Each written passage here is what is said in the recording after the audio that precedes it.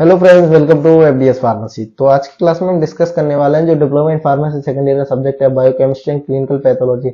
इसका chapter number 2 carbohydrate. ठीक है, इसका लेक्चर नंबर 3 है। इससे पहले हम लेक्चर 1 और लेक्चर 2 में टॉपिक्स कवर कर चुके हैं और आज की क्लास में हम ये सारे टॉपिक्स कवर करने वाले हैं। हम देखेंगे केमिकल नेचर क्या है स्टार्च का, chemical nature of glycogen, qualitative test और बायोलॉजिकल रोल ऑफ कार्बोहाइड्रेट। ठीक है, इस टॉपिक्स के बारे में आज की क्लास में हम डिटेल में डिस्कस करने वाले हैं।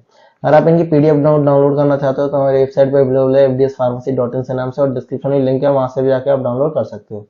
टेलीग्राम चैनल को जरूर ज्वाइन करें, वहां पे हम डेली अपडेट डालते रहते हैं, जिससे क्या आपकी एग्जाम की प्रैक्टिस अच्छे से हो जाएगी। चलिए तो आज की क्लास को स्टार्ट करते हैं। अगर आप डिप्लोमा इन फार्मेसी के पीडीएफ नोट्स या प्रैक्टिकल मैनुअल या इंपॉर्टेंट क्वेश्चन पीडीएफ डाउनलोड करना चाहते हो तो हमारे एप्लीकेशन पे अवेलेबल है FDS pharmacy D pharma notes के नाम से, और डिस्क्रिप्शन में लिंक दी हुई है, वहां से जाके आप डाउनलोड कर सकते हो। सबसे पहले बात करते हैं केमिकल नेचर ऑफ स्टार्च। तो glucose is stored in plant in the form of starch, यानी जो ग्लूकोज है ये स्टोर होता है किन में, प्लांट्स में। किसके फॉर्म में? स्टार्च के फॉर्म में। ठीक है, it is composed of 2 component, इसमें 2 कंपोनेंट होते हैं, एक अमाइलोज एक अमाइलोपेक्टिन। ठीक है, क्या होता है? अमाइलोज और अमाइलोपेक्टिन। ठीक है, ये क्वेश्चन फिंगर ब्लैंक्स में एमसीक्यू में पूछा जा सकता है कि किन किन चीजों से कंपोस्ट होकर बना है स्टार्च। तो आपको बताना है एमाइलोज और amylopectin. Amylose is made up of 250 to 300 glucose, यानी जो एमाइलोज है ये बनता है 250 to 300 ग्लूकोज से, that are joined together by alpha 1 4 glycosidic bound, यानी वो किससे ज्वाइन होते हैं? अल्फा 1 और 4 ग्लाइकोसिडिक बॉन्ड से। ठीक है, अमाइलोज चेन और अनब्रांच्ड एंड कोलाइड, यानी जो एमाइलोज की चेन होती है वो अनब्रांच्ड होती है और कोलाइड होती है। ठीक है, एमाइलोज और कंसिस्ट ऑफ 15 to 20%, यानी एमाइलोज कितना कंसिस्ट करती है? 15 to 20%। Amylopectin is a glucose polymer with alpha 1 4 glycosidic linkage. ठीक है, side chain with about 12 glucose और link to main chain with alpha 1 6 glycosidic linkage, यानी साइड चेन जो होती है जिसमें 12 ग्लूकोज लिंक्ड होते हैं, उसमें जो मेन चेन होती है जो मेन चेन लिंक्ड होती है वो किनके साथ होती है? अल्फा 1 और 6 ग्लाइकोसिडिक लिंकेज के साथ। ठीक है, ये तो होगा केमिकल नेचर ऑफ स्टार्च। अब बात करते हैं chemical nature of glycogen. Glycogen is stored in the form of glycogen यानी ग्लूकोज जो कि स्टोर होता है इन the form of glycogen in animals. ठीक है, एनिमल्स में। और वहीं हम बात करें स्टार्च के फॉर्म में किन में हो रहा था? प्लांट्स में। ठीक है, और वहीं हम बात करें ग्लूकोज स्टोर्ड होता है ग्लाइकोजन के फॉर्म में किन में? एनिमल्स में। It is found mostly in liver and muscles, ये कहां पे पाया जाता है? लिवर और मसल्स में। It often called animal starch, इसे हम बोल सकते हैं एनिमल स्टार्च भी बोल सकते हैं। ठीक है, क्या बोलते हैं? Animal starch.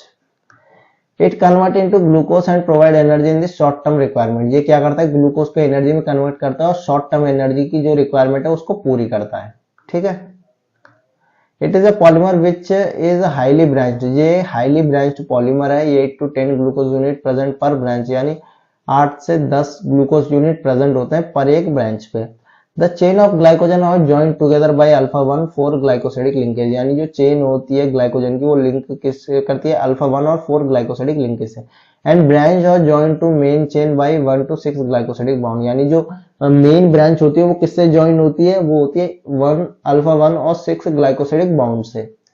The structure of glycogen is similar to amylopectin but it is more highly branched, यानी स्ट्रक्चर देखा जाए तो सेम होता है amylopectin की तरह, लेकिन मोर हाईली ब्रांच्ड होते हैं ये, और वो अनब्रांच्ड होते हैं। ठीक है, अब बात करते हैं क्वालिटेटिव टेस्ट की। तो द क्वालिटेटिव टेस्ट और परफॉर्म फॉर आइडेंटिफिकेशन कार्बोहाइड्रेट, यानी कार्बोहाइड्रेट को आइडेंटिफिकेशन करने के लिए। तो सबसे पहले होगा फेलेंस टेस्ट। इसमें क्या होता है? In this test 1 to 2 ml of Fehling solution, यानी 1 to 2 ml फिलिंग सॉल्यूशन लेते हैं किसमें? ए टेस्ट ट्यूब में और बी टेस्ट ट्यूब में, और added to few drop of test solution, इसमें टेस्ट सॉल्यूशन ऐड करते हैं few drop of, and boiled for few minutes, उसके बाद बॉइल करते हैं। A yellowish red colour appear that confirm the presence of reducing sugar, यानी yellowish red colour हो जाता है उसमें टेस्ट ट्यूब में, तो उससे हमें पता चल जाता है कि इसमें रिड्यूसिंग शुगर है, यानी कार्बोहाइड्रेट है। ठीक है, वहीं हम सेकंड की बात करते हैं Tollens test. In this test 2 to 3 ml of tolerance reagent is added 2 to 3 ml of aqueous solution of carbohydrate, यानी 2 से 3 ml जो टोलेंस रिएजेंट होता है उसको ऐड करते हैं 2 से 3 ml aqueous solution of carbohydrate में and boiled in a water bath for 10 minutes. उसके बाद बॉइल करते हैं, वाटर बाथ देते हैं फॉर 10 मिनट के लिए। A shining silver mirror indicate the presence of reducing carbohydrate, यानी शाइनिंग सिल्वर मिरर इंडिकेट करता है कि इसमें रेड्यूसिंग शुगर प्रेजेंट है, यानी कार्बोहाइड्रेट इसमें प्रेजेंट है। ठीक है, ये होगा क्वालिटेटिव टेस्ट। अब बात करते हैं बायोलॉजिकल रोल ऑफ कार्बोहाइड्रेट।